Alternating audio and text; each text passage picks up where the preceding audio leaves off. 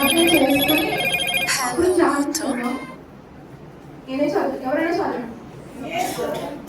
ఆ చిలకను పుచ్చుకొని సమర్థమైనది అని చెప్పి తల వంచి ఆత్మను అప్పగించెను. ప్రార్థన చేసుకుందాం. మహాపరిశుద్ధుడా, ప్రేమ కలిగిన నా దేవ, నా తండ్రి, సర్వశక్తిమంతుడా, ప్రేమ స్వరూపి, దయగల మా ప్రభు, నీ కృతజ్ఞతాస్తుతి స్తుతి స్తోత్రం నా ప్రభా. అయ్యా కరకరములు నాయన తండ్రి, అయ్యా నాయన నువ్వు నా కోసం నాయన మా కోసం చేసిన త్యాగాన్ని ప్రభా, ఈ శిలువలో పలికిన మాటలైనా తండ్రి మేము వివరించుకుంటున్నా తండ్రి నాయన. అయ్యా మా జ్ఞానము కాని తండ్రి, మా ఆలోచన కాని తండ్రి ఎందుకు పనికిరాదు ప్రభా. నీ ఆలోచన చెప్పు నడిపించే గొప్ప దేవుడు ప్రభా. అయ్యా నువ్వు మా కోసం చేసిన త్యాగానైనా తండ్రి అది వర్ణాతీతము తండ్రి ప్రభా. అటు త్యాగానైనా తండ్రి అయ్యా మరలా తండ్రి మా తరతరాలను కూడా నాయన తండ్రి ధ్యానించుకోవడానికి కృపను భాగ్యాన్ని మాకు ప్రసాదించవు ప్రభా. నాకు ఇచ్చిన ఈ మాట ప్రభా, అయ్యా నాయన నువ్వు నా కోసం నాయన చేసిన త్యాగానైనా తండ్రి చక్కని వర్తమానంగా నా తండ్రి అయ్యా తెలియకుండాను తండ్రి తగిన జ్ఞానంతో నింపమని యేసుక్రీస్తు నామములో అడిగి వేడుకొనుచున్నాను తండ్రి. ఆరో మాట అండి, సమాప్తమైనది అంటే పూర్తి అయిపోయింది అన్నమాట. దాదాపు ఇంచుమించు అక్కడ యేసయ్య సిలువేసిన సమయం కూడా ఇదే టైం కావచ్చు. సమాప్తం అయిపోయిందంటే ఇంకా పూర్తి అయిపోయింది అన్నమాట. ఏం పూర్తి అయిపోయిందంటే పాపాల నుంచి మనకి విడుదల దయచేశాడు దేవుడు, రక్షణ భాగ్యాన్ని ఇచ్చాడు, మనకి విజయించాడు. చావు కూడా మన మీద ఏలుబడి చేయకుండా ఒక గొప్ప విజయాన్ని మనకి దేవుడు అనుగ్రహించాడు. తర్వాత మార్కు సువార్త 10వ అధ్యాయము 45వ వచనం చదవండి. మార్కు సువార్త 10వ అధ్యాయము 45వ వచనం. మనిషి కుమారుడు పరిచారం చేయించుకున్నట్టు రాలేదు కానీ పరిచారం చేయుటకును అనేకులు గట్టిగా విమోచన ప్రయత్నముగా తన ప్రాణం ఇచ్చటమును వచ్చినట్టు. యేసయ్య పరిచారం చేయించుకోవడానికి భూమి మీద రాలేదు కానీ మన ఎక్కడైతే పాపం మనకి భూమి మీద కొన్ని ఆదిత్యులు ఇచ్చాడు దేవుడు. కానీ మనిషి స్వభావం ఏంటంటే ఏదైతే చెయ్యొద్దంటామో దాని మీదకే ఆశ, దాని మీదకే ఆలోచన. ఆ ఆలోచన బట్టి మన పితరులు చేసిన పాపాన్ని బట్టి మనకి పాపం వచ్చింది. ఆ పాపాన్ని ఒక రుణపడిపోయామంట. తల్లిదండ్రులు చూడండి, వాళ్ళ బిడ్డలు ఉంటారు, వాళ్ళు ఎందుకు పనికిరాని ఖర్చులతోటో లేదంటే వ్యసనాలకో అప్పు చేసేస్తూ ఉంటారు. ఆ అప్పు చేసి ఆ భారాన్ని వారు తీర్చలేరు, వారి వల్ల కాదు. అప్పుడు వాళ్ళ తల్లిదండ్రులు వస్తారు, వచ్చి నీ కుమారుడు నీ కుమార్తె మా దగ్గర అప్పు తీసుకుంది, నువ్వు చెల్లించు, నీ ఆస్తి ఇస్తావో నీ డబ్బు ఇస్తావో ఎలాగైనా చెల్లించమంటారు. ఆ బాధ్యత ఎవరిమే పడింది? తల్లిదండ్రులే పడింది. అలాగా మన పితరులు చేసిన పాపాలు, మనం చేసిన పాపాలు అవన్నీ యేసయ్య కొట్టివేయడానికి భూమి వచ్చాడు. ఆయన చూడండి లాస్ట్ అనేకులు ప్రతిగా విమోచన క్రైదనముగా తన ప్రాణం నాకు ఇచ్చడం వచ్చాడు. దేని వల్ల కాదు, ప్రాణం ఇవ్వడం వల్లే, ఆయన రక్తం కార్చడం వల్లే మన పాపాలకి పరిశుద్ధం అవుతుంది. ఇంకా దేని వల్ల కూడా మనకి అవ్వదు. మనం చేయలేని పని ఏ మానవుడు కూడా చేయడు. చూడండి ప్రసంగి గ్రంథం 7వ అధ్యాయము 8వ వచనం.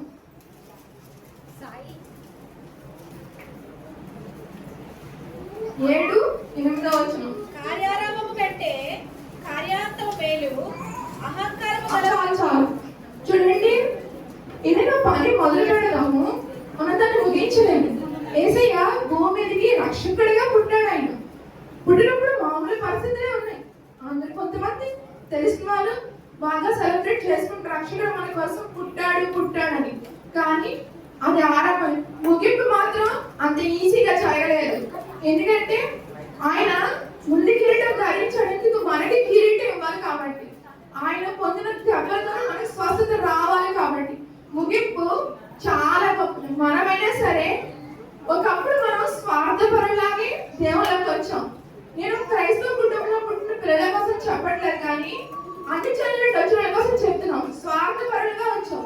నేను కూడా అంతే. నాకు పెళ్ళవుతానో లేదా నాకు పిల్లలు పుడతానో, ఎవరో నాకు స్వస్థ వస్తానో దేవుని నమ్ముకుంటాం. నేను కూడా ఒక బిడ్డను తండ్రి నేను కూడా నిన్ను నమ్ముకుంటాను అనుకున్నప్పుడు వచ్చాను. నేను కూడా అంటే స్వార్థం, నాకు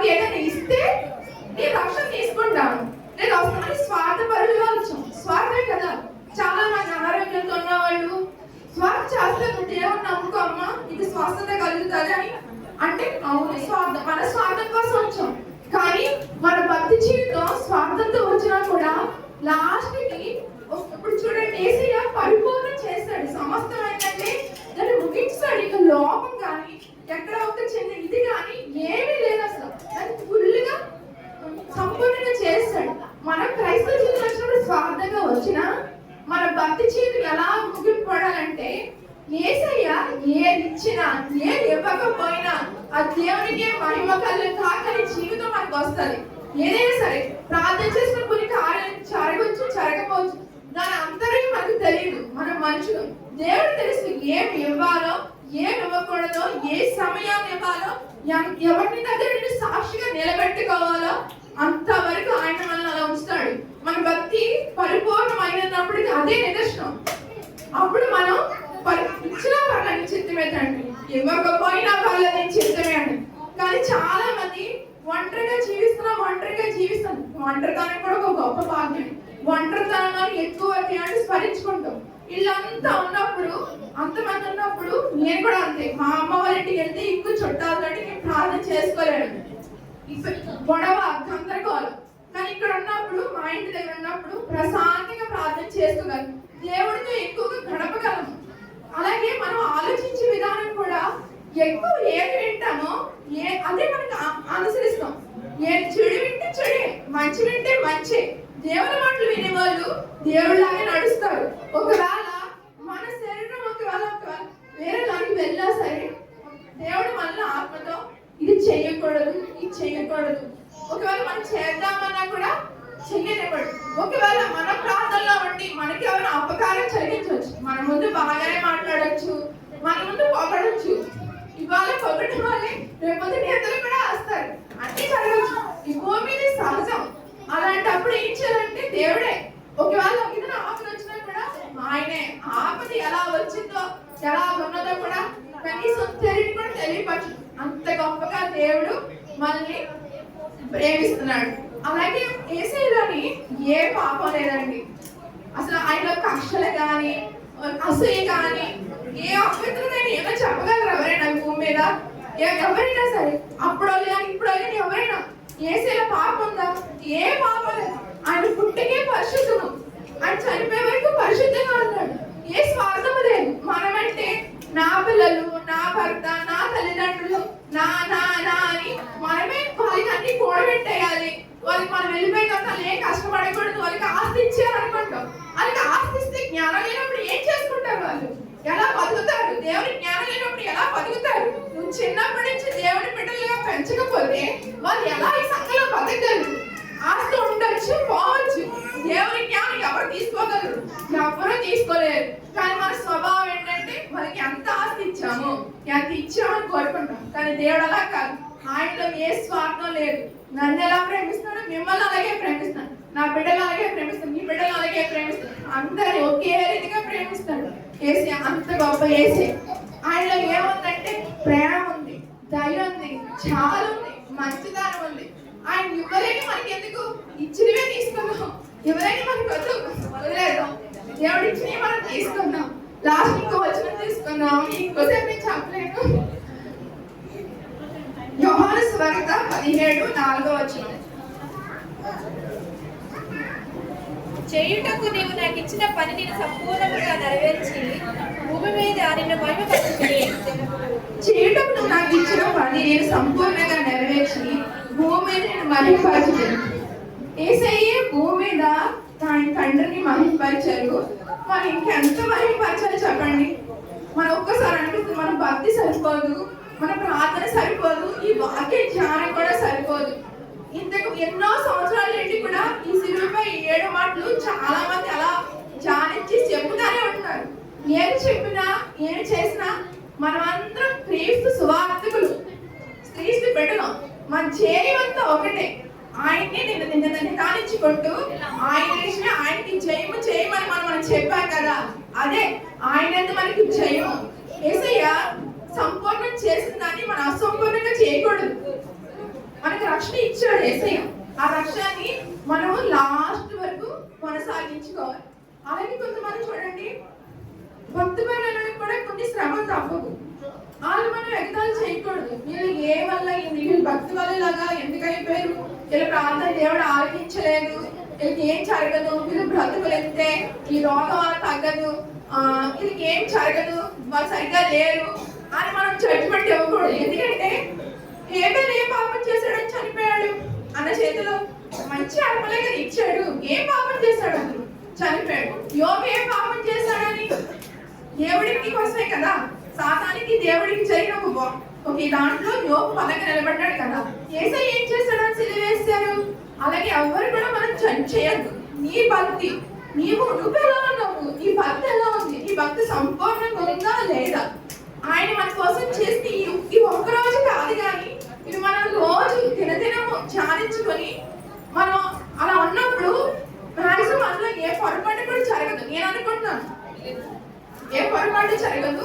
మనం కూడా ఉండొచ్చు, కానీ మనం ప్రయత్నం కూడా చేయము. ఒక్కొక్కసారి బలహీనత, రోగం వల్ల కావచ్చు, అసమర్థత కావచ్చు, మెయిన్ సోమర్థనం వల్ల కావచ్చు, కూర్చొని చోటే కూర్చొని ఎవరైనా అంతే అలా కూర్చుని ఎదుట చెప్పే మాటలకి ఆసక్తులు అయిపోతాం. కానీ నువ్వు దేవుడి దగ్గరికి వచ్చి దేవుడితో నువ్వు మాట్లాడతానే కదా ఆయనకి ఉత్తరం ఇచ్చేది.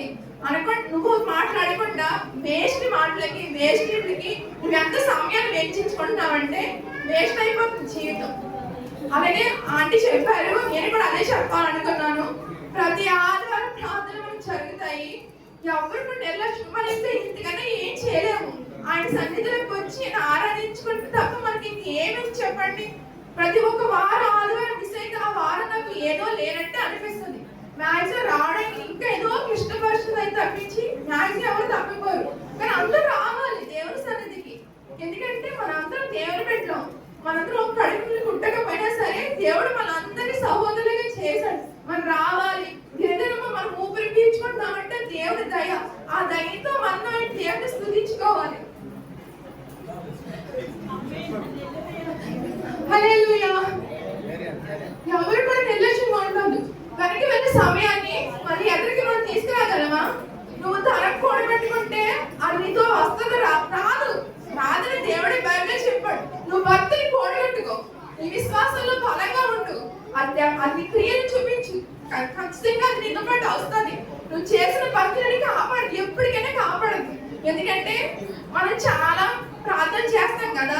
ఎవరైనా సరే ఏదైనా ప్రార్థన అంశం చెప్పినప్పుడు చేసినప్పుడు దానికి జవాబు వచ్చినప్పుడు ఎంత సంతోషిస్తాం మనం.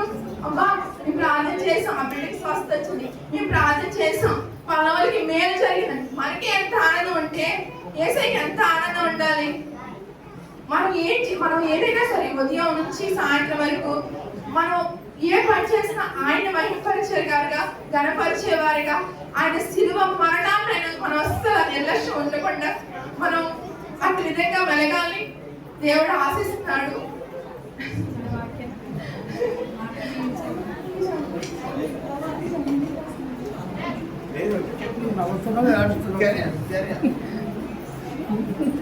యేసయ్య ఈ సంపూర్ణంగా చేసిన ఈ శిలువ ధ్యానాన్ని దేవుడు దీవించును గాక.